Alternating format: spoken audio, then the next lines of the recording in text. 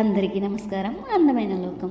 నాకైతే ఈరోజు ఎందుకో తెలీదు పాట పాడాలి అని అనిపిస్తుంది. నా గొంతు ఎలా ఉన్నా సరే నాకు ఏం చేయాలనిపిస్తే అదే చేస్తాను. అదే మన అందమైన లోకంలో ప్రత్యేకత అనమాట. నా జీవితం కూడా ప్రతిరోజు అలానే ఉంటుంది. అందుకే నేను దాదాపు ఇంత జీవితాన్ని అలా అలవోకగా ఛేదించుకుంటూ వచ్చేసాను. మరి మీరు? నాకైతే ఇప్పుడు పాట పాడేయాలనిపిస్తుంది నా స్టైల్లో. మీకు వినాలనిపిస్తుందా? ఇంకెందుకు ఆలస్యం?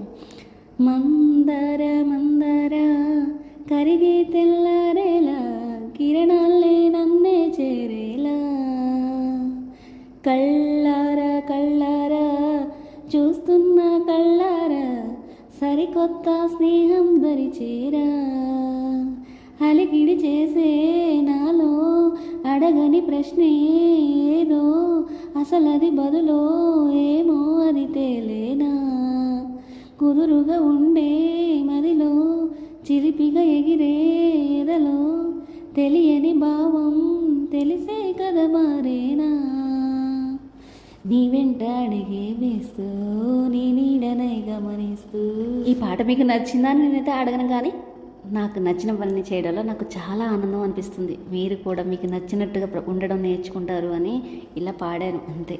అంతేగాని ఈ పాటను ఏదో తక్కువ చేసి పాడాలను, నా ఇష్టం వచ్చినట్టు పాడాలని అయితే అస్సలు కాదు. అంతేకాదు, నా పాటలే మీరు వినాలని అస్సలు నేను అనుకోను. ఎందుకంటే నాకు కష్టం వచ్చినా, సంతోషం వచ్చినా, బాధ అనిపించినా ప్రతిరోజు నాకు ఏది చేయాలనిపిస్తే అదే చేస్తూ ఉంటాను. ఇలా సంతోషంగా కాసేపు డాన్స్ కూడా చేస్తూ ఉంటాను, సంతోషంగా పాటలు పాడుకుంటాను.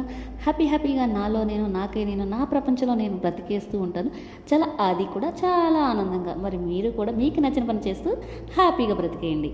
అంతేకాదు, ఆనందం అనేది మన అమ్మ లాంటిది.